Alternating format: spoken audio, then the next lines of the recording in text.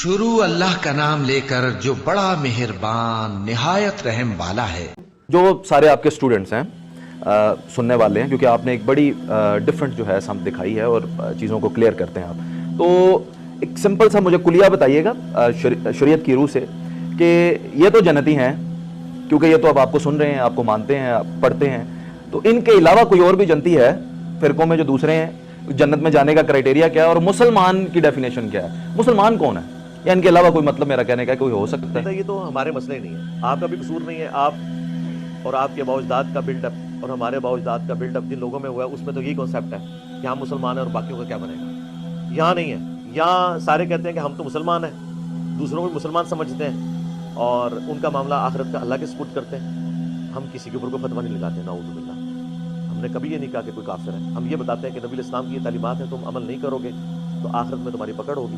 बाकी अल्लाह की मर्जी, किसी को अजाब दे, छोड़ दे। जन्नत की गारंटी तो हमने अपने स्टूडेंट्स को भी कोई नहीं दी है, हमने आज तक किसी को गारंटी नहीं दी जन्नत की। हाँ, ये ज़रूर बताएंगे कि अगर इस ट्रैक पे चलोगे, नबी इस्लाम का मुबारक रास्ता इख्तियार करोगे, तो इंशाल्लाह हमेशा की कामयाबियाँ तुम्हारा मुकद्दर होंगी।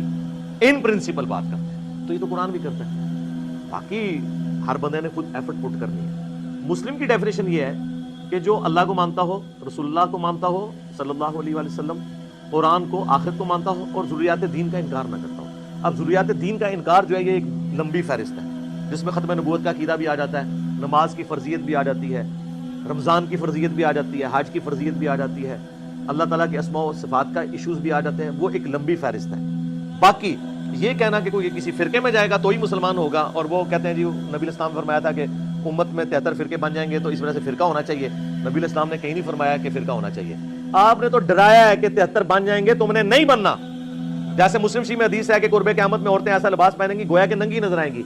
इसका ये मतलब है कि हम औरतों को नंगा लिबास पहनाएं? ये डराया था, ठीक है।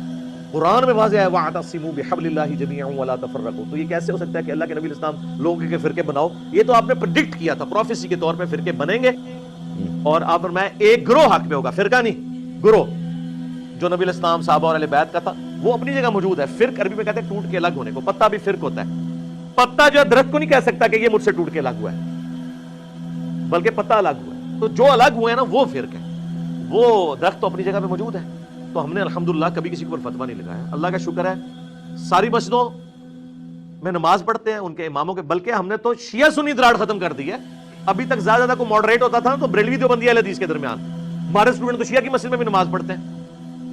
ये कोई छोटी बात है, ये बहुत बड़ी बात है। हालांकि हम बुनियादी इख्तिलाफ रखते हैं, हम अहले सुन्नत का प्लेटफॉर्म लेके चल रहे हैं, और वो शिया तो बड़ी दो दराड़ों में है, लेकिन हम कहते हैं हमारा उनसे इल्मी इख्तिलाफ है, मुसलमान है। कादियानियों की तकफीर की इस वजह से कि वो एक बहुत एक्सट्रीम पे गए, प्लस कादियानी वो एक समझ लें फिरका है, टूट के अलग होने वाला। एक लुगत के मानों में ये वर्ड यूज कर रहा हूँ क्योंकि वो अहले सुन्नत से निकला है, कि जिन्होंने निकल के बाकियों को काफिर कहा और एक झूठे नबूवत के दाई का पाबंद किया बाकियों को, इस वजह से उनके बारे में एक्सट्रीम रवैया। अदरवाइज उसी लेवल के जुर्म उससे पहले सुन्नियों के बुजुर्गों ने भी किए हैं सूफिया के अंदर। हम उनकी तकफीर नहीं करते क्योंकि उन्होंने नबूवत, नबी, ये अल्फाज यूज नहीं किए।